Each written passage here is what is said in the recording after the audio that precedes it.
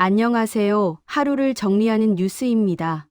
미국 대통령이 한 국가의 영토 병합 가능성을 묻는 질문에 단 한마디로 답합니다. 노코멘트. 그리고 이어서 이렇게 말합니다. 나는 노벨상에 관심이 없다. 이 두 문장이 지금 국제사회를 동시에 흔들고 있습니다.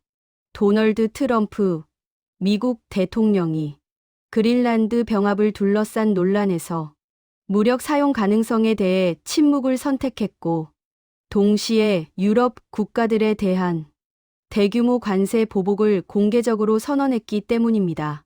이 발언은 단순한 말실수가 아닙니다. 외교적 압박, 군사적 여지, 경제적 제재를 한꺼번에 테이블 위에 올려놓은 전형적인 트럼프식 압박 전략입니다. 도널드 트럼프 대통령은 19일 MBC 방송과의 전화 인터뷰에서 그린란드 병합에 협조하지 않는 유럽 국가들에 대해 100% 관세를 부과할 것이라고 말했습니다. 이는 가능성이나 검토 수준이 아닙니다. 그는 단호하게 반드시 그렇게 할 것이라고 밝혔습니다. 문제는 그 대상이 단일 국가가 아니라는 점입니다. 트럼프 대통령이 거론한 국가는 덴마크를 포함해 노르웨이, 스웨덴, 프랑스, 독일, 영국, 네덜란드, 핀란드까지 총 8개 유럽 국가입니다.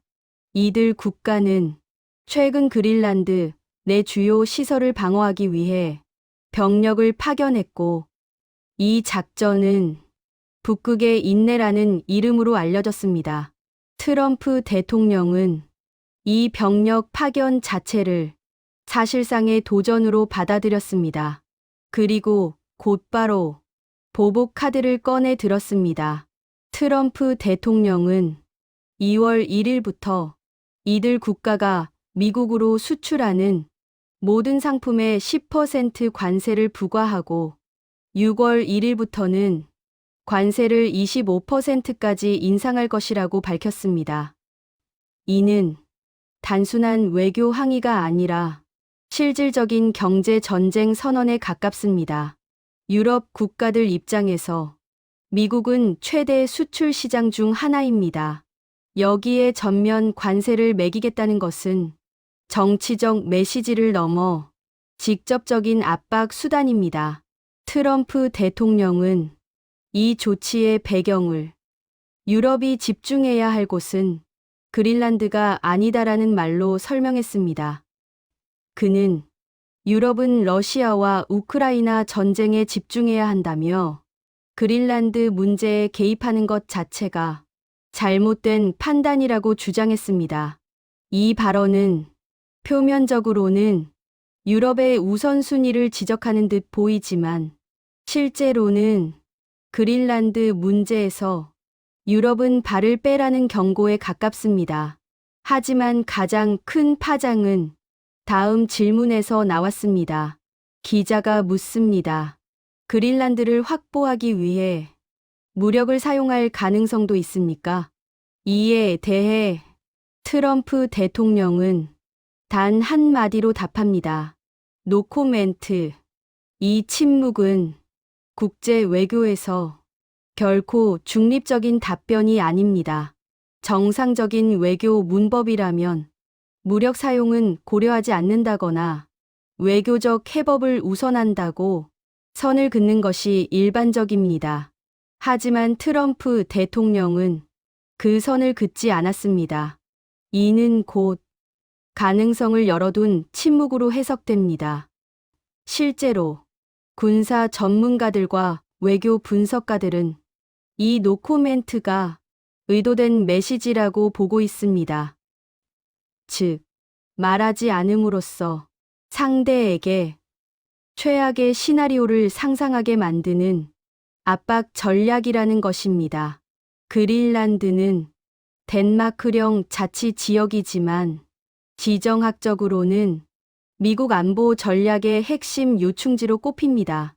러시아와 중국의 대륙간 탄도미사일 경로, 북극 항로, 나토 해상 방어선의 병목 지점까지 모든 전략이 이 섬을 중심으로 교차합니다.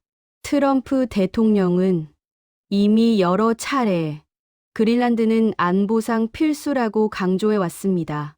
이번 발언은 그 주장에 경제적 군사적 압박을 동시에 덧붙인 것입니다. 트럼프 대통령은 그린란드 문제뿐 아니라 자신을 향한 또 하나의 질문에도 강한 불만을 드러냈습니다.